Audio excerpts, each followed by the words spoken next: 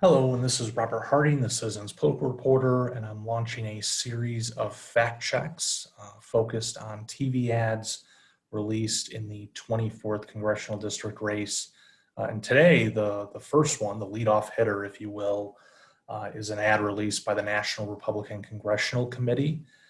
Just to preface all this, usually I'm not going to throw out words like, oh, this is true, this is false. I'm just here to fact check it.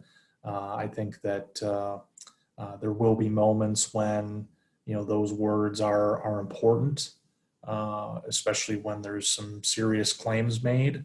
But I'm going to shy away from those because I think it's important just to sort out the facts for people, and then they can make their own decisions about this. With this ad, I'm not going to focus on the whole thing, mainly for time reasons, but the ad starts off with a piece about Medicare for all. There's been a lot about Medicare for all in this race, so I'm not going to touch that. But there's a couple different points in here that I wanted to go over to help people better understand what exactly the NRCC, which is the House Republicans campaign arm, what they're exactly referring to here. So let's start with a playthrough of the relevant portion of this ad. But did you know Balter was fined for not paying her taxes? And was caught violating federal election law paying herself from her campaign. So we'll stop there and go back to this slide here.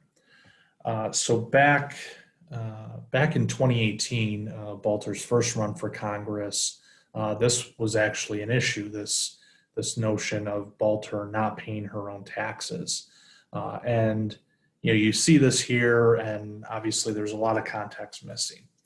And so what this is about, and this document here that they show, this Florida Department of Revenue warrant, as they refer to it as, and Dana Balter designs, I confirmed 2 years ago, I wrote a fact check about this, that that entity did in fact exist. Dana Balter created this business. And so the Florida Department of Revenue issued this tax lien saying that Dana Balter owed the amount that you see here, which is $2,176.30. That includes the sales and use taxes owed. There's a penalty tacked on, interest tacked on, and a fee. And this dates back to 2013. This lien was issued in January 2013.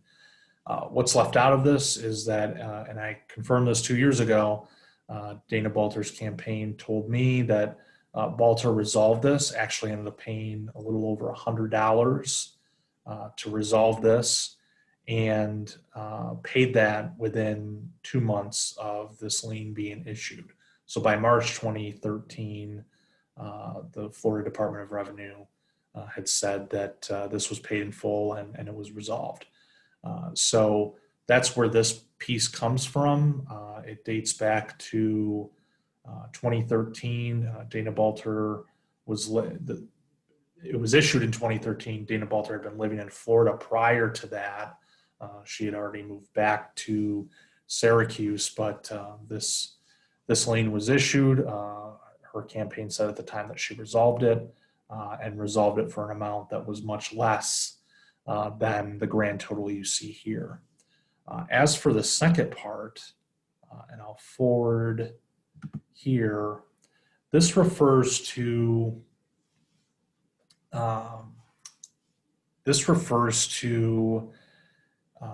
violation.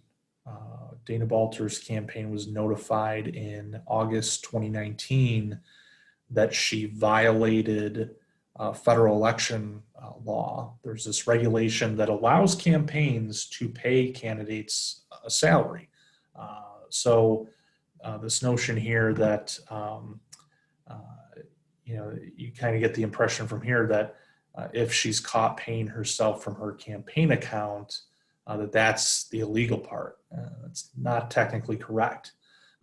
Campaigns are allowed to pay candidates a salary, but it has to be within a certain time period. And for candidates for federal office, that time period begins after the primary election filing deadline in their respective states. So for Balter, that was actually April of 2020. And so the violation in her case wasn't that she was simply taking a salary, it was the timing of it, because she was taking those payments too early. She violated the rules because she was accepting a salary from the time that she became a candidate in the 2020 election cycle. That goes back to April 2019 up until August when she was notified of the violation. She returned those salary payments to her campaign. But then in April of this year, she was put back on the campaign payroll. Something I want to note here with this screenshot here, because they highlight payments here that were made in June of this year, May of this year, and April of this year. Those are actually legal payments. Those were within the acceptable time period for her to receive a payment. The payments in question that were part of the violation were actually last year, and those are the ones that she reimbursed. So that's just important to note here because they highlight that, and just want to make that clear that the salary that she's receiving now is within the rules. She can accept those salary payments. So I hope that clears it up for you, these two different parts of the ad.